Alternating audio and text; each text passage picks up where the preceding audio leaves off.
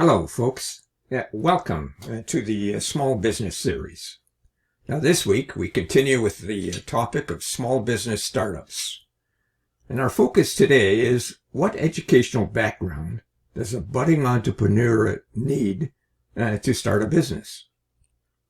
Hi, my name is Richard Fontenay, and I have extensive experience in business development and growth. For over 35 years, I ran my own consulting, coaching, and training firm with offices in the Regina downtown core. Not only did I run our own office, I worked with hundreds of businesses from startups to large corporations. So, as I've said previously, I've been there, I've done that, and I've got the t-shirt. Now, over the past 5 to 7 years or so, I've been transitioning our business to an online virtual business. And now I write articles for our FM e-learning e-zine, write and publish ebooks, provide PLR offerings and training programs, coach virtually, conduct podcasts, and produce daily YouTube shorts. From the comfort of my apartment. Now, I share this background to let you know that my experience spans both the bricks-and-mortar world and the internet world. In both worlds, my overall purpose is to help people integrate their business, their work, and their life holistically so that they can become the best that they can be as they search for their true selves. Now, to facilitate the management of both worlds, podcasts from this channel focus on the bricks and mortar business primarily. However, many podcast topics cross over to the virtual business. A case in point relates to some of the elements in this podcast. Now, we have another YouTube channel that deals with the virtual world. And presently, we have digital marketing reviews on that channel, but we will soon have podcasts dealing with internet marketing, starting with affiliate marketing. Now, if you're interested in internet marketing or affiliate marketing, I recommend that you check out Affiliate Marketing with Richard YouTube channel. Now, let's move on to today's topic. What educational background is necessary to start a small business, whether that's a brick and mortar business or a virtual business? Now, the simple answer to the question, who can start a business, really is that anyone can start a business. The demographics of those who start a business cut across all ages and genders and education and cultural groups. And so you don't necessarily need a business degree or a university degree. Now, over the past number of years, I've had the opportunity to speak to MBA students about business startups. And during our discussion, I asked the class, how many in the room wish to start a business? And I would venture to say about 50% would put up their hand. I then asked them, why are you here? And this question usually prompted a lot of nervous laughter. So here's the deal, folks. A business degree will provide you with the knowledge about business functions and important ways to analyze and develop business growth. All of these are important for operating in the business world today. But what is missing?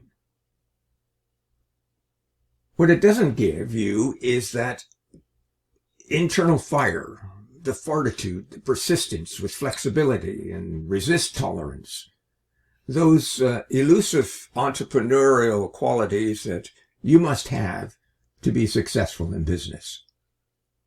So let's take a closer look at the educational level of those starting a business, both in Canada and the United States. By the way, I've gleaned these statistics from Microsoft Bing. Now, according to current analysis of business startups in Canada, 58% of entrepreneurs hold a university degree. In the United States, about 51% hold at least a bachelor's degree, and about 20% have a high school diploma, and within that, about 20% also hold a graduate degree. So, what is interesting about those statistics is that the level of education has really increased since I first began looking at them about 28 years ago. I could guess that this is probably for a number of reasons, but that is only conjecture on my part. So I won't go into those ideas at this point. Now, let me step out of the bricks and mortar world for a minute and talk about the virtual world. Now, I've been unable to find educational levels for those starting a virtual business. I do know that there's a high rate of failure, though, in that virtual world. Only about 10% make it through the system. And that's a real important point to understand in order to develop a virtual world experience. Now, if anyone knows of the statistics for the virtual world in terms of educational requirements, please let me know in the comments below, as I have been unable to find those statistics either on Bing or any other source.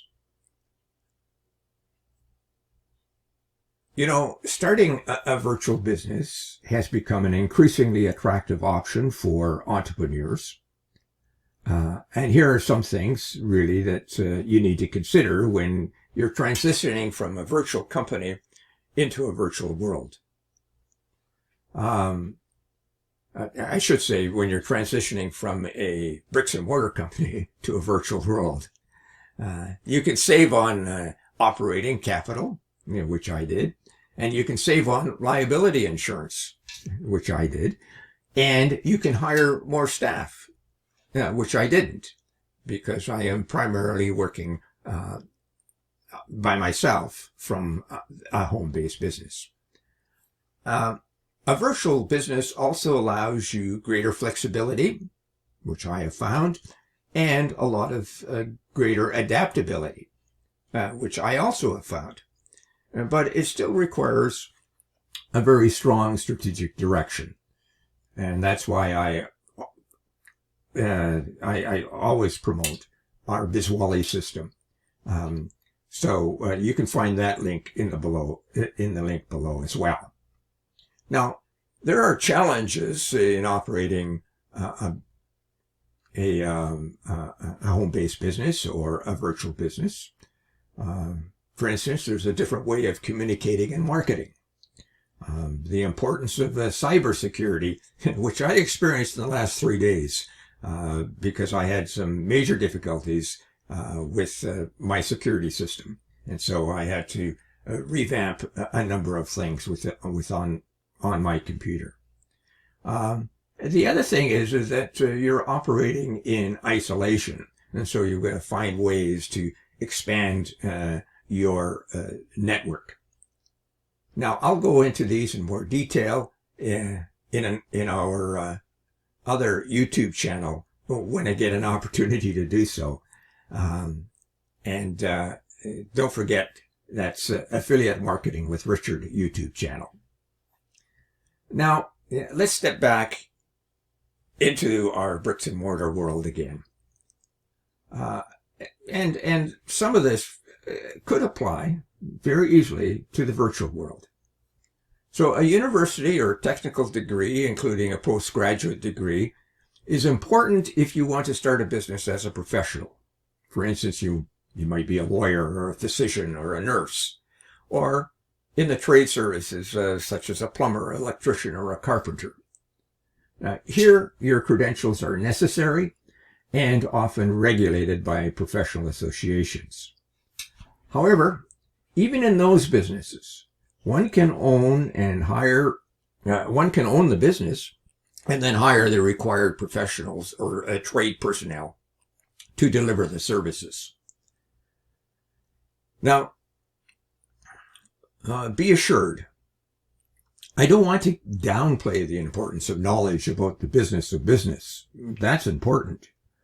What I'm pointing out is that one doesn't need to have a university business degree in order to operate a business. Many business owners pick up their knowledge through reading, attending workshops, joining non-competitive business associations, engaging in a business coach, doing a number of things online like I do in terms of helping business owners improve their knowledge base. They have their business degree through self-learning and experience, so to speak. Now, my grandfather established a successful grocery store. He was an immigrant to Canada and had really no formal education. Bill Gates, Mark Zuckerberg, and Steve Jobs dropped out of college and started what turned out to be one of the three of the most successful corporations in the last 50 years.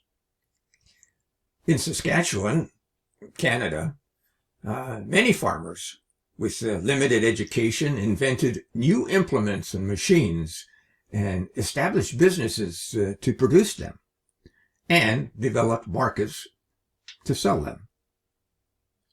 And several business owners I have worked with really had dropped out of high school and had several family and personal issues. And with a lot of hard work, they now own retail, trade, and service outlets in our marketplace. Now, these examples are people with varied backgrounds, cultures, education, who have built successful businesses from the ground up. And the common element suggests that these people had an idea, and they passionately worked on those ideas and to get their business off the ground. And they knew how to engage others in developing them and had an openness to learning and surrounded themselves with really good people to help them succeed. Also, I noticed that one fundamental requirement at the beginning of their venture was knowledge about the products or the services they wanted to deliver. They then went on to establish their business by initially taking small incremental steps. You know, most businesses don't start with a bang. They start with a whimper, to paraphrase a famous poet.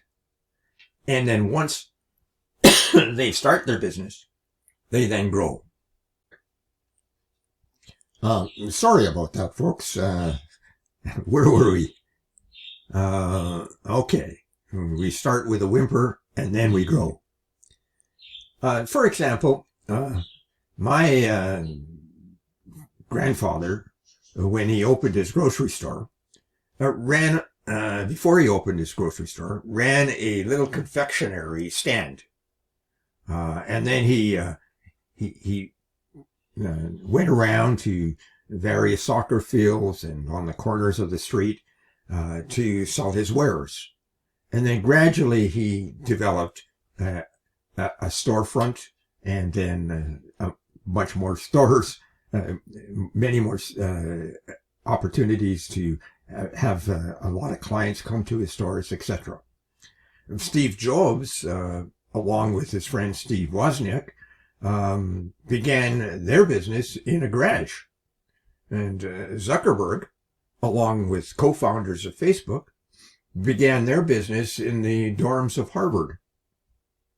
And people who had trouble in their early years turned their life around and began to develop knowledge about the products and the services that their business eventually delivered. And so all of these people had one thing in mind, that they wanted to develop a business that will grow with them and be successful. Now, once that business seed was planted, these budding entrepreneurs, all of them, went on to nourish the business growth by continuing to expand their knowledge about their products, about the services they provide, and about the functions. And they also needed to be quite flexible as they began to emerge as an entrepreneur within their business. So although anyone can start a business, knowledge about the business products and services and functions is paramount, as I mentioned. And that knowledge comes from experience, experimentation, formal education, and through learning in the field. So here are 6 questions that you need to answer. How much do you know about the products and services that will form the basis of your business? What more hands-on experience do you need before opening your business, whether that's a business in the bricks-and-mortar area or in the virtual area? Is your product or service at an experimental stage? And if so, is it ready for market? And if that's the case, what are you doing to determine whether the market is ready for you? And do you need to strengthen your credentials? And when are you going to go about doing that? And what will be your investment? And what will be your return on investment? And when will you roll up your sleeves and hunker down to the business of learning and learning the business? And how will you gain the knowledge about the important functions and the applications of business? So, folks, to answer the question, who can start a business, the answer seems pretty simple. Anyone can start a business, and they come from all walks of life, and backgrounds, and education. And all of these people can establish a successful business from the ground up. And let me repeat what I said at the top of this podcast. A business degree will provide you with knowledge about business functions and important ways to analyze and develop your business growth. All of these are important for operating in the business world. And either you get them through experience or you get them through training and through education. What it doesn't give you is that internal fire, that fortitude and persistence with flexibility, and the level of risk tolerance, those elusive entrepreneurial qualities that you must have to be successful in business. The university degree doesn't give you that. That comes within you. Now, I mentioned in a previous podcast that my approach to starting a business suggests you will learn more about yourself than the technical aspects of your business. I leave the technical aspects up to the individual. They need to understand how their business is going to operate and what the technical aspects that they are delivering. Now, the technical aspects are important, but more importantly, you need to know where you stand before jumping into the business of business. Because if you don't understand where you are coming from, you're going to waste a lot of money. That's it for today, folks. Next Wednesday, I'll discuss the key leadership qualities you need to run a business. I hope you will join us. And also, please consider subscribing to this channel. And thank you for doing so. And remember to check out the resources in the description below. And pay specific attention to Bizwally, a coaching process for both brick-and-mortar and internet marketing businesses. Now, bye for now. See you next week.